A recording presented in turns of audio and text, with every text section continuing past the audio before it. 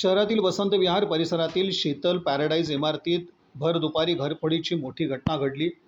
अज्ञात चोरट्यांनी बंद घराचा कडी-कोंडा तोडून तब्बल 27 तोळे सोन्याचे दागिने, अर्धा किलो चांदी आणि 50,000 रुपयांची रोकड असा ऐवज लंपास केला आहे.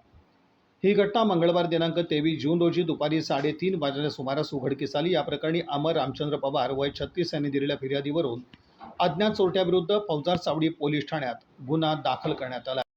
बोला. अमर रामचंद्र पवार.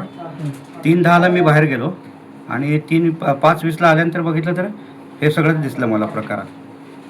एकूण किती तोळे सोनं? 27 तोळे सोनं, एक अर्धा किलो चांदी, 50-60 हजार रुपये कॅश. किती वाजता घडलं काय माहिती? 3:10 ते 5:20ला मी आलो, त्या दरम्यान घडलेलं आहे. पोलिसांना वगैरे माहिती दिली? हो, दिली, सगळं केलं. आले होते पोलीस? हो, सगळं आले. एकूण काय किंमत वगैरे किती असणार आहे की? बघा आता 27 तोळे सोनं म्हणल्यानंतर आज त्याच्यासोबत अजून काय केलं? कॅश गेली 50-60 लाख रुपये, 60,000 रुपये आणि अर्धा किलो चांदी. तो बाहेर गेले होते का घरात? बाहेर गेले होते, कामानिमित्त बाहेर गेले. बंधूंचं नाव?